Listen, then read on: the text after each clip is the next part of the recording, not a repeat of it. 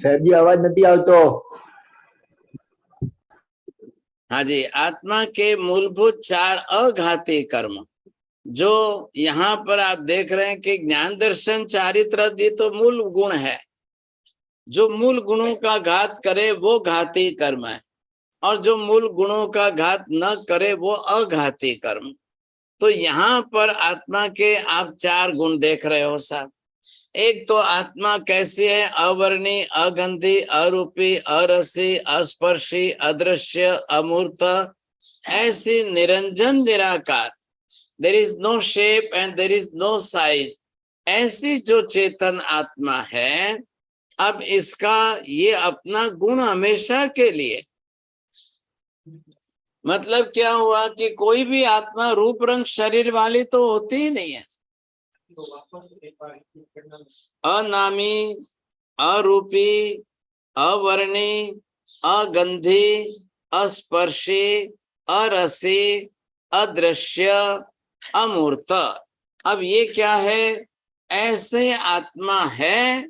अब उसका there is no name, there is no colour, there is no shape, there is no size, there is no smell, there is no taste and there is no touch. अब ये जो है किसके है? पुद्गल के, आत्मा के गुणधर्म नहीं है। तो यहाँ पर आप देखिए कि ऐसी आत्मा भी जब भारी कर्म बांध लेती है, अब उसके कारण नाम कर्म बन जाता है। ये गुण अब आपको प्रकट होते नहीं दिखाई देंगे। अब इसके ऊपर ये कर्म आपको दिखाई दे रहे हैं। अब ऐसे कर्म जो है वो नाम कर्म के रूप में, अब इसके ऊपर 103 प्रकृतियां आ गई। संसार के समस्त अनंत जीवों के हिसाब से किए गए, क्योंकि सबका देखना है, सबके बारे में आपको ख्याल आना चाहिए, समझे। कोई 1-2 जीवों की बात नहीं है, समझे कि नहीं? तो आप कैसे समझ पाएंगे? थोड़ी बार बाजी, आज रविवार छे, रजा छे, माइक में। तो यहाँ पर आपको ये ख्याल आए कि हमने नाम कर्म की 103 प्रकृतियां। अब ये कर्म आपको यहाँ पर देखना है कि ये पर्टिकुलर गति नाम कर्म है। अब जीव को किस गति में ले जाना, कहाँ जन्म देना है, किस गति में पहुंचाना है, तो ये भी एक स्पेशल कर्म काम करेगा। तभी जाकर के जीव मनुष्य में से पशु पक्षी में जाए, पशु पक्षी में से देवी देवता बन जाए, देवी देवता में से फिर नीचे आकर के बन पड़ी। तो ये आपको यहाँ से ख्याल आना चाहिए। ये कर्म अलग अलग 103 प्रकार के। अब जब जीव जैसे ही माता के गर्भ में जाएगा, तो गर्भ में सबसे पहले नाम कर्म काम करेगा। शरीर बनाना है, हाथ पैर बनाने हैं, आंख नाक कान बनाना है, एक एक चीज, सिर के बाल भी बनाना है, तो कर्म कारणीभूत है। अब ये कर्म की व्यवस्था है, कैसे कर्म की प्रकृतियां काम करती है, कैसे कर्मानुसारी शरीर की रचना होती है।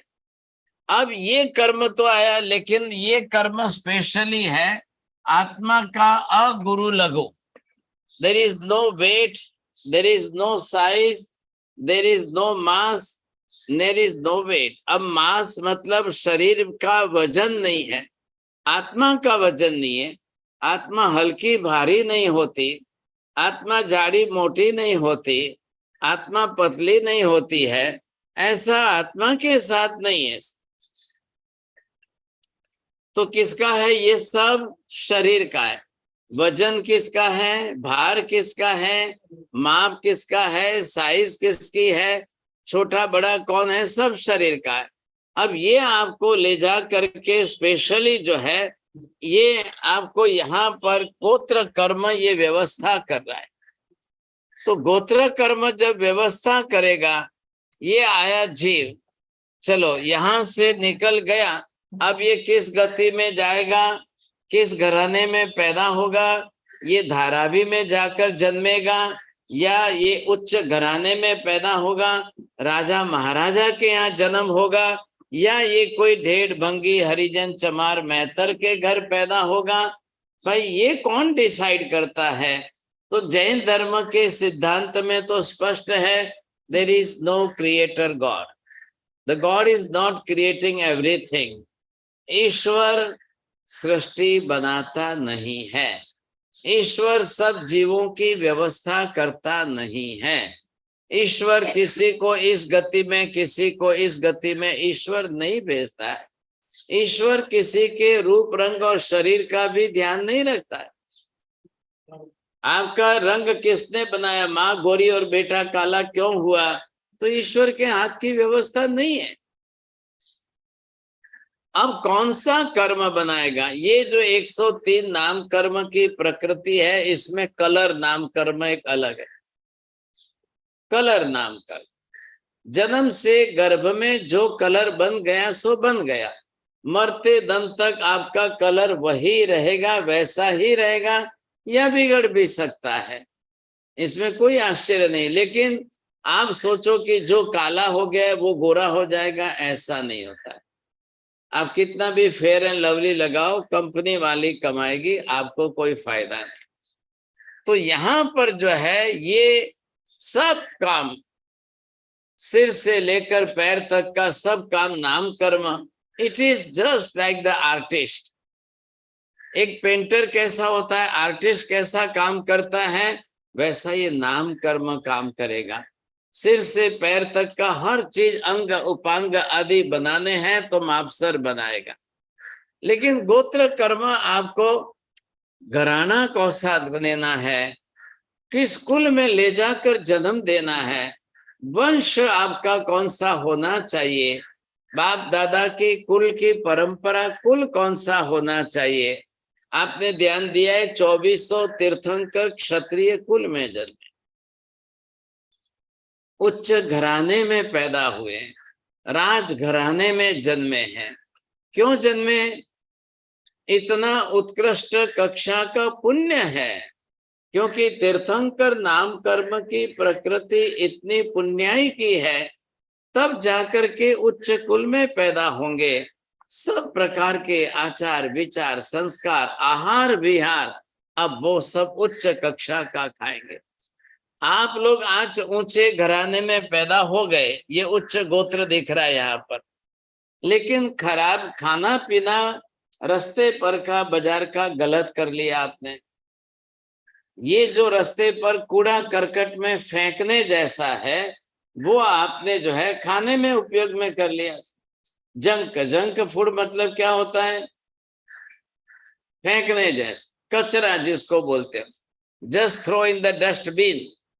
अब वो आप पेट में डाल रहे हो सर, पिज्जा पास्ता बर्गर वगैरह खा करके आप राजी हो रहे हो। मतलब अब आप नया नीच गोत्र कर्म बांधेंगे, अब जाकर के ऐसे नीच कुल में आपको जन्म लेना पड़ेगा कि वहां फिर आपको कचरे में से बीन बीन के खाने की नौबत आ गई। ऐसी परिस्थिति होती है तो ये बचना है। जो उच्च गोत्र में जन्म लेगा, उच्च कुल में जन्म लेगा, उसकी भाषा उच्च कक्षा की होनी चाहिए।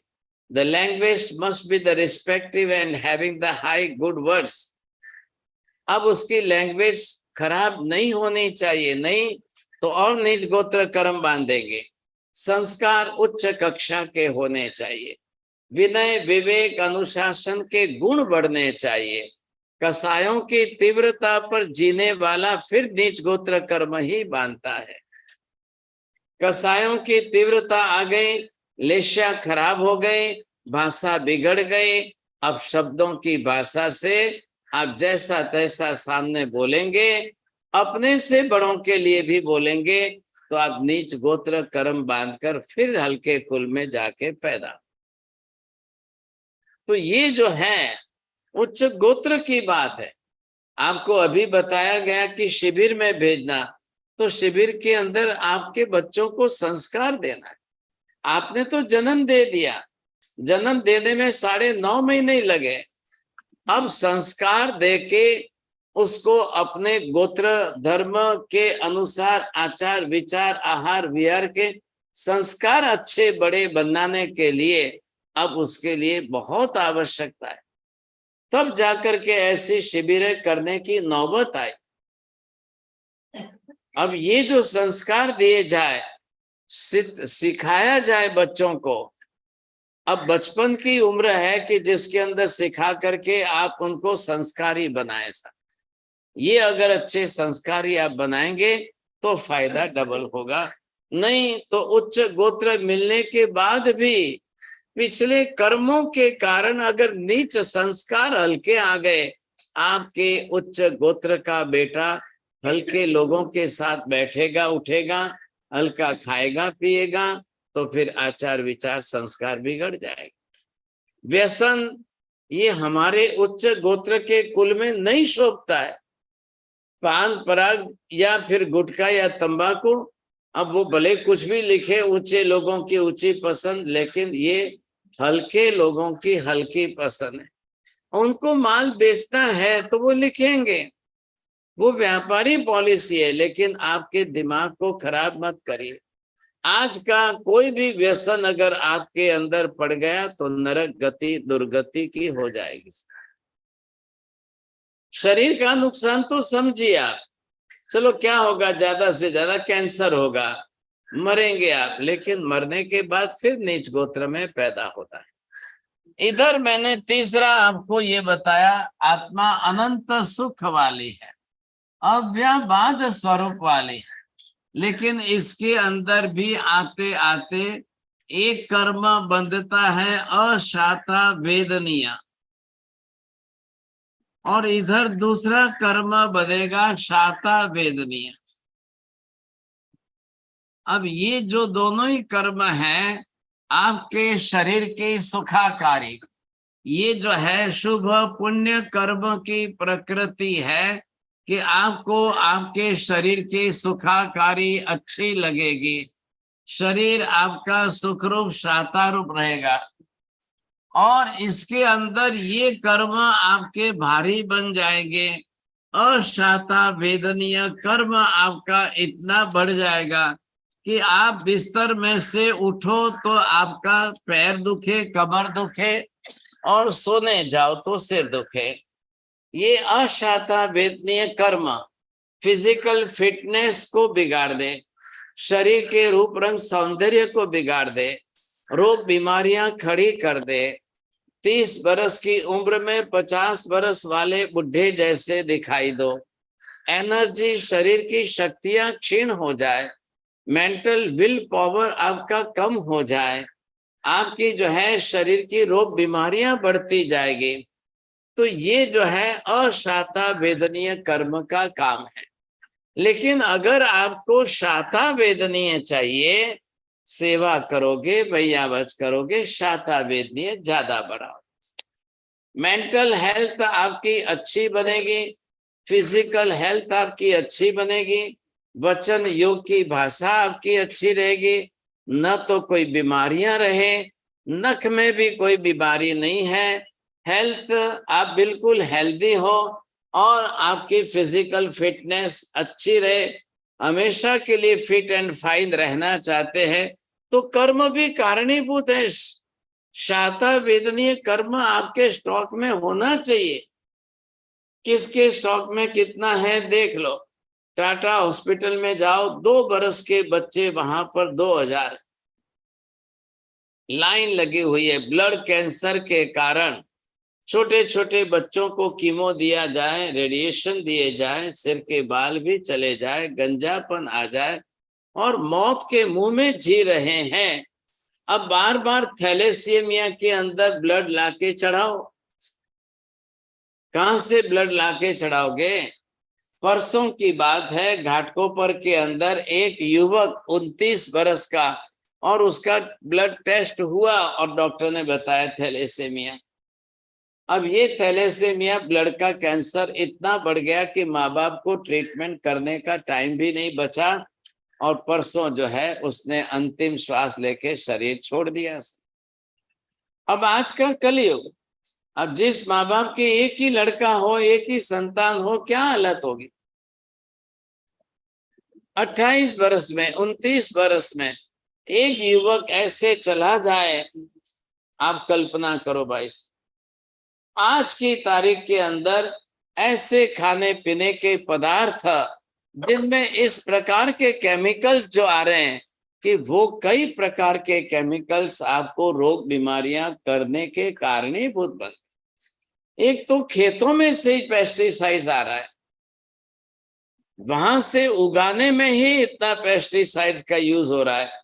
दूसरे नंबर पर प्रोसेस में बनाने के अंदर और पेस्टिसाइड्स और केमिकल्स डाले जाए, फिर वो प्लास्टिक में पैक होकर के आपने सामने आए।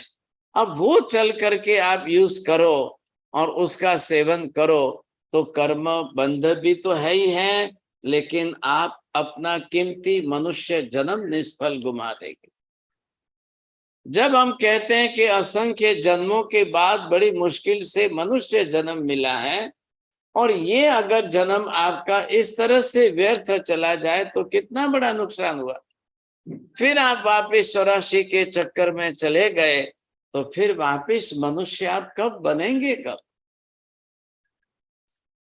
पहले दिमाग में से एक बात निकाल दो, भी खाने के लिए पैदा हुए हैं, खाने के लिए जन्म मिला है। बाहर के जो प्रचार है, छोटी सी जिंदगी है, अरे यार खा पी के मजा करो। भाग्यशाली आज आप देख रहे हो बड़ी बड़ी तपस्या करने वाले भी तो जी रहे हैं। ये सोचिए आप, बड़ी लंबी चौड़ी तपस्या करने वाले कैसे जीते।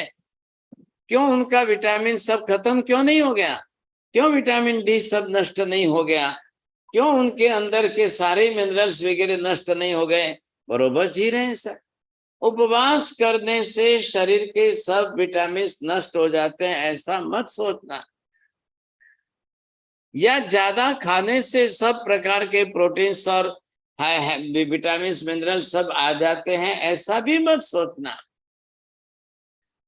लेकिन ये जो है हमारा शरीर जो बना है, the constitution of the physical structure, ये हमारे शरीर का गुजराती भाषा में जेने आपनो बंधारण शरीर नो बांधो जे कहवाय छे, ये किस प्रकार का कैसा बना है। तो आप पूर्व कर्म लेकर आए हो, और इतने पूर्व कर्मों के कारण से आज हमारे शरीर में आत्मा के साथ जुड़ा हुआ ये कर्म है वेदनीय कर्म। वेदनीय कर्म के अंदर आपको वेदना का अनुभव करना है। वेदना होगी, पीड़ा होगी। अब वो सुखद वेदना है या दुखद वेदना है। सुखद वेदना भी अनुभव करनी है, दुखद वेदना भी अनुभव करनी है। व्यक्ति बुद्धिशाली हो, होशियार हो और फिजिकली फिट हो, कोई बीमारी ना हो, लेकिन वृत्ति विषय कसाय की है, स्वभाव मोहनीय कर्म के कसाय वृत्ति का है, वो अपना जीवन बिल्कुल व्यर्थ निरर्थक गुमा दे। भाग्यशाली अब कोई नहीं कह सकता है, कोई नहीं बचा सकते हो, कोई नहीं बोल सकता। आज ये हालत घर घर में हो रही है।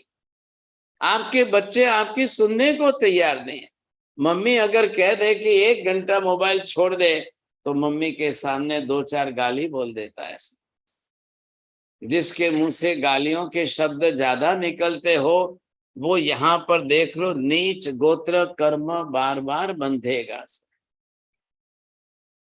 फिर आप अपने से बड़ों को गाली देते हो, अपशब्द बोलते हो, या गाली गलौज के शब्द बोलते हो, अपने से बड़ों के अगर दिल को दुभाते भी हो, तो नीच गोत्र कर्म बांधना बहुत आसान हो जाएगा। फिर आप फिर नीचे गिरोगे और नीचे गिरोगे।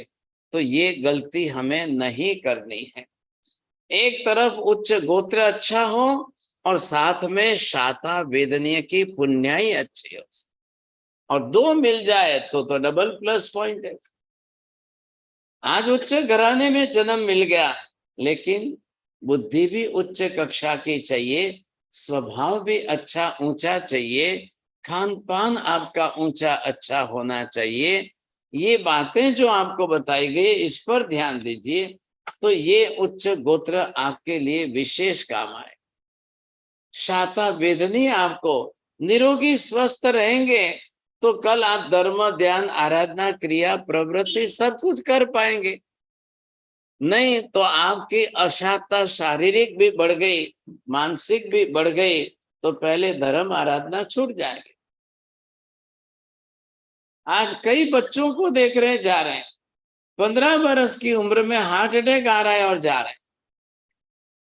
अब युवा वर्ग के लोग, युवक लोग जा रहे हैं, क्योंकि पहले से ऐसा तैसा खा करके अंदर से शरीर खोखला कर दिया। बाहर भले ही आपका चमड़ी का रंग दिखे, बाहर भले ही आप कुछ भी दिखाई देते हो, अंदर से खोखले हो गए हो तो नुकसान ज्यादा है। इधर एक और है, आत्मा का गुण है अक्षय स्थिति। आत्मा अपने आप में त्रिकाल नित्य शाश्वत, आत्मा विनाशी नहीं है, शाश्वत द्रव्य। लेकिन अब ये इसको जो है आयुष्य कर्म, ये आयुष्य कर्म ऐसा बंधता है कि ये चल करके आत्मा को अब चारों तरफ के अलग अलग आयुष्य में जोड़ देगा। आप जिस गति में जाओ वहां का आयुष्य आपको यहाँ से साथ में लेकर जाना। अब आप कल जो है कोई किस गति में गया या कोई किस गति में गया, आप मनुष्य गति में गए तो मनुष्य का आयुष्य आपको यहाँ पर बांध करके साथ में ले जाना पड़ेगा। आप देव गति में गए, आप नरक गति में गए या तिर्यंच पशु पक्षी में गए, आयुष्य यहाँ पर बांध करके ही साथ में ले जाना पड़ेगा। यहाँ आप आयुष्य बांधेंगे। मान लो कि आप तिर्यंच गति में जा रहे हो, गाय भैंस बन रहे हो, 25 साल का आयुष्य यहाँ बांध करके साथ में लेके जाना पड़ेगा, तब गाय के रूप में 25 साल जी सकोगे। आप कुत्ते के जन्म में चले गए, कुत्ते के लिए आपको 5-7 बरस का आयुष्य बांध करके साथ में ले जाना पड़ेगा, तब एक गली के अंदर कुत्ता बनकर 5-7 साल जी सकोगे। देव गति में जा रहे हो, गति ये नाम कर्म देगा, आयुष्य कर्म बांध के देगा। अब जिस प्रकार का जैसा आयुष्य बांध रहे हैं, अब वैसे बंद करके आप जाएंगे, परिणाम तो यही आएगा। यहाँ आए आप, आज मनुष्य बने हो, आप कहाँ से आए हो आपको मालूम नहीं है। चलो देव गति से आए मान लो, तो भी देव गति में यहाँ का 70, 80, 100 साल का आयुष्य देव गति में बांधा था। अब आप उस हिसाब से यहाँ जन्म लेकर के जी रहे हो। अब जी रहे हो तो किसके हिसाब से शरीर चल रहा है आपका? श्वासोश्वास चलेगी कहाँ तक? आयुष्य कर्म तक। अब बीच में आयुष्य टूट गया, 100 का आयुष्य 60 में टूट गया, 100 का आयुष्य 70 में टूट गया, due to any type of accidents और attacks, whatever type of the accident या whatever type of the attack, तो फिर आप समझ लीजिए कि हाँ मेरा तो आयुष्य टूट गया सा। नहीं तो आज जितना आयुष्य आपका बढ़ता जा रहा है, आप 90 पर पहुंच गए और निरोगी स्वस्थ जीवन जी रहे हैं, तो राजी होइए कि हाँ हजी पण मारू आयुष्य सारू छे। હું शरीरથી कदाच जे छे सशक्त के अशक्त हो, ये कर्म अलग हो गया। शरीर की शक्ति अशक्ति के लिए आपका शाता वेदनीय अशाता वेदनीय कर्म अलग है। मैं आज हूँ तो मेरा आयुष्य बंद आज हो रहा है या मेरा काल जन्म के बाद? पहले होगा, पहले।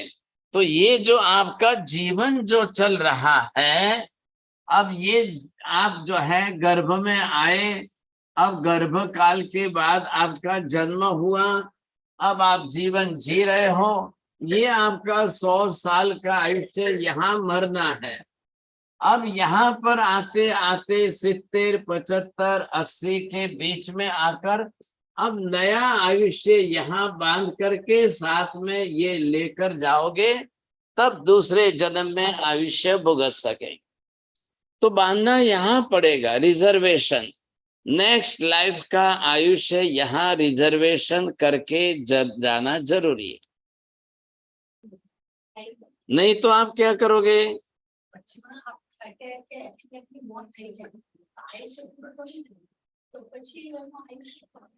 जब भी यहाँ पर आपका अब क्या है, ये आयुष्य हमारा सोपक्रम का है। अब सोपक्रम का मतलब either any type of accidents और अटैक। अब इधर अगर आपका ये उपक्रम आया और इधर आयुष्य टूट रहा है या किसी का यहाँ टूट रहा है, तो अब क्या होगा, ये 100 का जो यहाँ पूरा होना था वो यहाँ टूटेगा।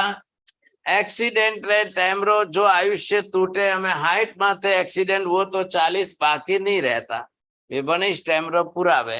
आपने एक ट्रक को देखा, हैवी लोडेड ट्रक है 20 टन का, एक खिला आ गया और टायर पंक्चर हो गया, तो कतरी हवा री ने कतरी हवा घी।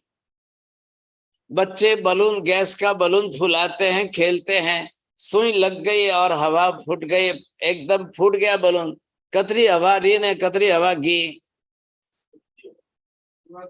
हाँ, एक साथ में आयुष्य पूरा हो जाएगा। अब ये आयुष्य पूरा हुआ कि टूट गया? नॉर्मल रूटीन में आप 100 बरस तक पहुंचो तो गिना जाए कि हाँ साहब आपका आयुष्य पूरा हुआ।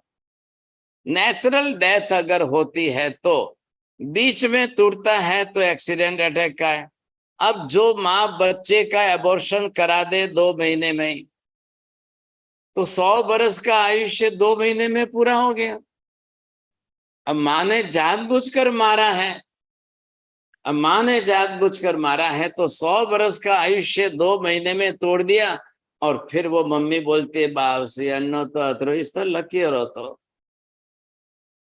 इसका इतना ही लिखा हुआ था, तो फिर आप जन्म दे देते तो 9.5 महीने हो जाते, फिर बड़ा हो जाता, फिर पता चलता नहीं बाप से मैं ऊपर वाले अतरो लकी हो वैसा, मैं वन्नो लकी हो भाई बंधनेश्वर। ये गलती मत करो, आप खुद पाप करो और फिर बाद में बोलो इतना ही लिखा हुआ था, ऐसी गलती नहीं करनी। जो जितना आयुष्य लेकर भी आया है, लेकिन अब आज जो है आयुष्य टूटने वाली क्वालिटी का है, उसको कहते हैं सोपक्रम।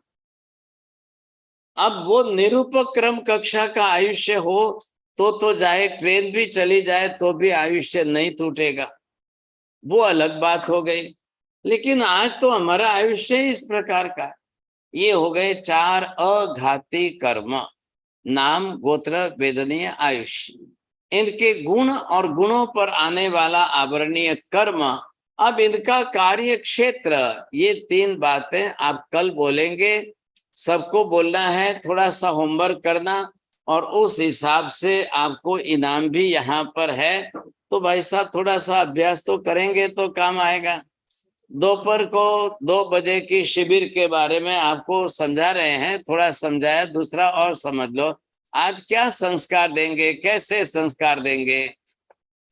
जिस तरह से व्याख्यान चल रहा है, आप लोग ज्ञान का आस्वाद ले रहे हो, अनुभव कर रहे हो, ये जैन धर्मों में भी ऐसा ज्ञान है, इस प्रकार का ज्ञान है, ऐसा कर्म का ज्ञान दिया हुआ है और इस प्रकार का कर्म का विज्ञान हमको समझने को मिलता है। कर्म के चश्मे हम पहनेंगे तो सामने वाले को हम पहचान पाएंगे कैसे हैं, किस प्रकार के हैं, तो हमारा अपमान भी करता है, तो हमारे कर्म के उदय के आधार पर हमारा अपमान होगा, ऐसा समझ सकेंगे तो राजद्वेष से हम बच सकेंगे। ये जीवन जीने की एक शैली है, ये पद्धति है।